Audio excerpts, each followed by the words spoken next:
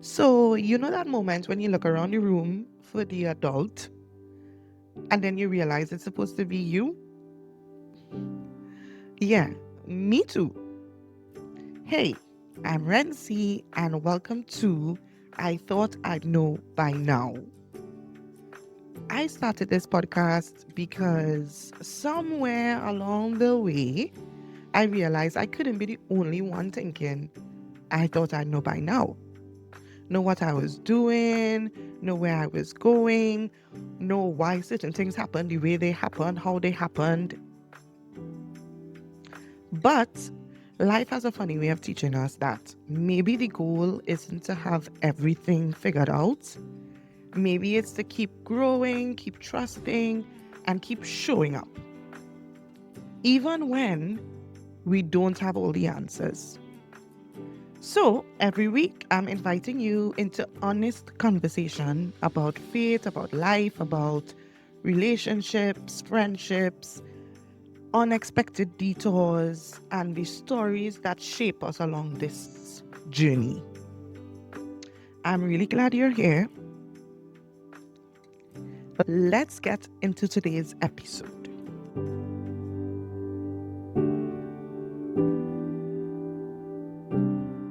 So, let's get into today's story. 7 years ago, stepped off a plane in Spain with two suitcases, a lot of hope, and absolutely no idea what I was doing and what my plan was and what God was doing. That's a different story. But the truth is, this story didn't even begin in Spain. It began in 2017. Your girl was in what I now know was a completely unhealthy, toxic relationship. I think I knew back then as well. That's why I knew what I had to do. Everybody else usually sees these things before you do, you know? At 25, I had already had my psychology degree. I had amazing parents, incredible friends, good advice, and somehow, I still thought I had life mostly figured out. I remember sitting down after an argument and just praying, God, I know I need to leave this. You know I need to leave this. Everybody know I need to leave this. I just don't know how to do it. Please get me out of this as safely as possible. A few weeks later, one of my best friends, Joali, tells me about a volunteer program in Ecuador. In Ecuador. Guys, if somebody, gun to head, had asked me to point to Ecuador on a map before Jolie told me about Ecuador, your girl would have died. I would have died. And just looking back, I think my parents were secretly thrilled. Not even secretly, my parents were definitely thrilled by the idea. They were like, okay, Ecuador, out of the country, fantastic, book the ticket. So, deciding and knowing that this was the best direction for me in my brains, I packed my bags, I cried a little bit, and I said yes. Did the application, was successful, got through. I would have met an amazing group of people in Ecuador. Ecuador was my first experience being outside of my country with all my family, with all my brothers and sisters, planning to live, for it ended up being maybe 7 or 8 months. I met one of my really good friends to date, an Italian guy by the name of Giuliano. Papi for me, Giuliano for you guys. Papi, myself, a couple other friends, we created this friend group and we did a few things together, like, going traveling on the times that we had time, meeting up. It was an experience of a lifetime. I definitely enjoyed every single thing about Ecuador, most of it at least. I lived with an amazing family, awesome people. Yeah. So, fun fact, Coming down to the end, homesickness is a serious thing. We definitely have to do something about culture shock and homesickness. That's another conversation, honestly, another conversation for another episode. But your girl is there and she is literally just, yeah, I'm ready to go home. At the end, it was February 2018. I am ready to go home. Some friends went to Bolivia, some friends, like Pappy, he was like, I'm going back home and I'm going to return to Madrid, I believe. So he's like, come to Madrid. There's so many different opportunities. Come to Spain. I'm like, Pappy, with what money? And plus, I was ready to go home. But of course, 1 month into being back to Trinidad, I was ready to travel again. But I couldn't because your girl didn't have no cash. So, of course, got a job. Big up the person who gave me the job. Got a job and started saving, planning, looking for programs, looking for different opportunities to go to Spain because my good friend Papi is in Spain, in Madrid, and he is telling me there's a million opportunities. Now, your girl learn a little Spanish in Ecuador, so I want to learn more. I mean, speaking another language was not on my to-do list, but it became a goal of mine. So Papi, every couple weeks or months, he's like, yeah, when you coming to Spain, when you coming to Spain, I there banking my cash and surviving in Trinidad, right? Now, Spain wasn't an option, of course, before. I actually wanted to work in Children's Authority of Trinidad and Tobago as a psychologist. That was my plan. I explained to my parents about Spain because now I want to teach English. I want to travel. I want to be international. No? I want to be international. So I'm like, Mommy, Daddy, this is what I want to do. I already started learning some Spanish. This is what I'm doing. So 2019, finally boarded another plane. And this time it was to Spain. Only, let's rewind. Let's say 2 months prior or a couple months prior, really can't remember the timeline. A couple months prior to that, I already have my ticket, I already have my plan, I already have my visa, I have my NIE number. That's the number for your national identity in Spain, right?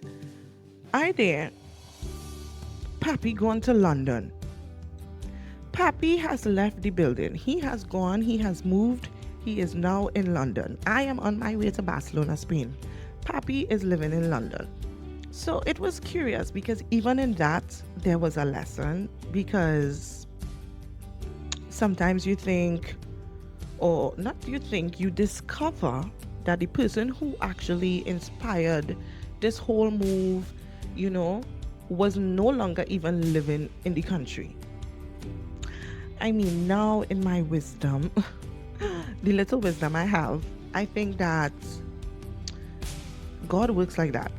He sends someone to direct you or redirect you, and this person doesn't always have to continue on the journey with you.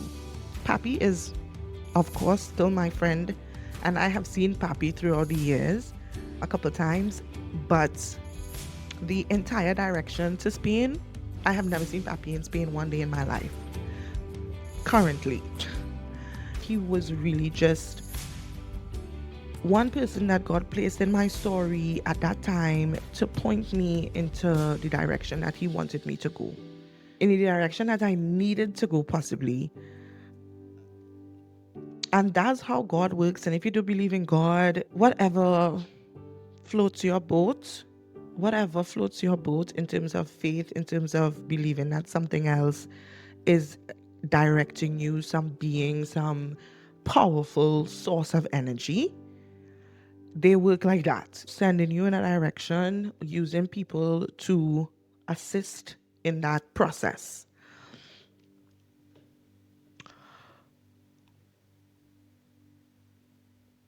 So I'm in Spain. And we can talk about Spain and experiences for the rest of my life. And I wish I could tell you that when I arrived to Spain, there were no more problems in my life. And that, my friends, would be a complete lie. Like, honestly, have you ever just think about it? Follow me, follow my trend of thought. Think about somebody who really impacted a decision that you made, that maybe you, in the end, didn't even know.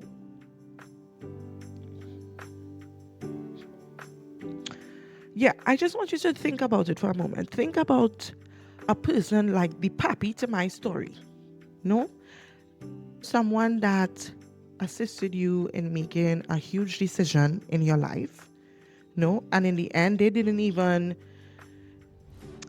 see the full outcome, or they wasn't present in that place that maybe you thought they would have been, or they didn't go on that journey with you. Maybe you guys don't speak anymore. Somebody that pointed you in a direction that you are currently in, or assisted you in being in that situation that you are right now. And that what makes it so interesting. Life is so interesting. Life be lifing. Y'all know this. But these little moments really sometimes just, at some point when you look back and it just connects all the dots. The reality is that prayers are answered, at least in my situation. Prayers are definitely answered in a way that you never really expect. I have to laugh thinking about it because it is just a different type of experience, a different type of realization. Back then, I just thought the hardest part of my story was leaving that relationship. That was my thoughts. Okay, I just need to find a way to get out. And that was hard. In my brain, I was thinking, okay, I'm not sure how. Then boom, Ecuador. It was the most difficult thing for me in that moment. Even going and leaving and making such a big decision to go to Ecuador.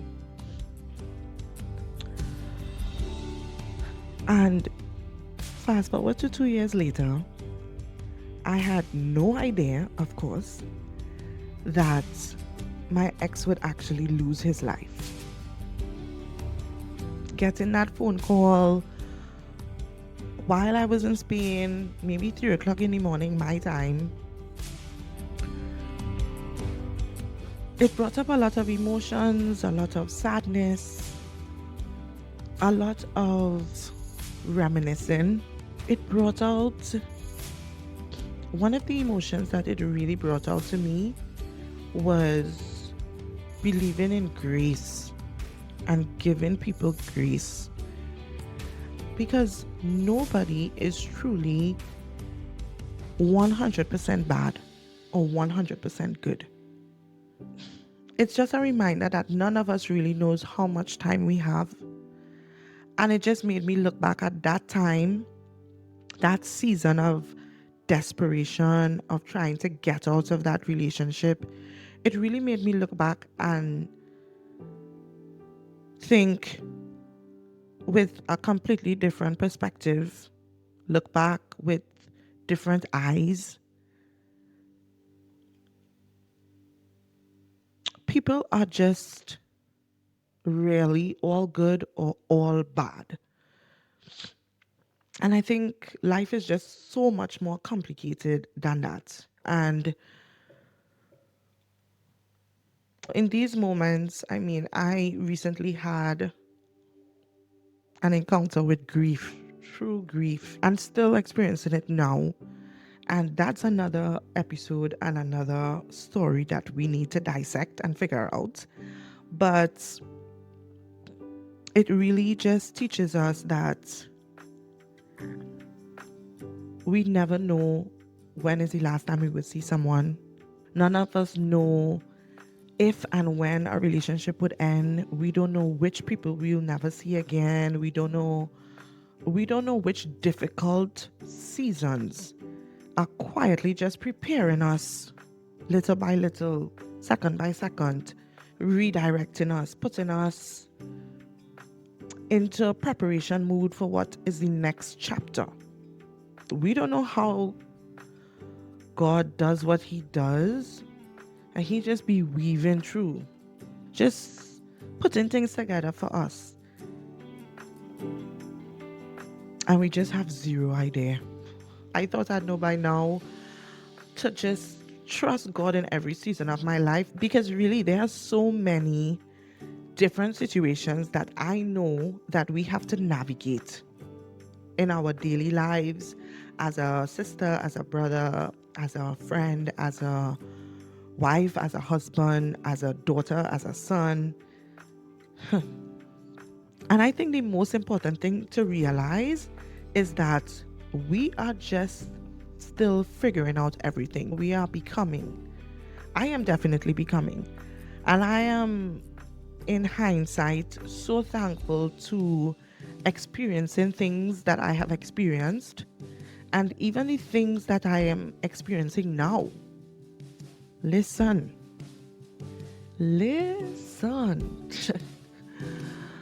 Guys, this life. I know you guys understand me. I know I am watching you in your eyes right now, and I know that you know what I'm trying to say. We don't know which goodbye will be the last. We don't know which detour is actually part of the plan, which is scary but exciting, but scary. And sometimes we fool ourselves to think like, okay, well, we can plan. Yeah, I know what I want. I plan in. And we can have every single thing that we plan, and we can get it, and we could master this thing called life. Where? But one day we'll just look back and suddenly we realize that, okay, dots were connected by the little redirections, by the mishaps. Dots were connected. So this week we are going to think about what season of our lives make more sense now than it did then. Then could be 10 years ago, yesterday, 2 weeks ago, last year. For me, looking back on 2017 and then arriving to Spain in 2019, that season makes so much sense now than it did in that moment. And before we go, think about who was your person. The person that changed the direction of your life or helped in the redirection, but wasn't actually meant to stay for the entire journey, or at least to see it to completion. Maybe it was a friend, a teacher, a relationship, sometimes even a stranger, a conversation. I genuinely love to hear your story, because I think all of us have one. Thank you again for spending part of your day with me. And remember, maybe you don't have to have everything figured out by now. Maybe you just have to trust the next step.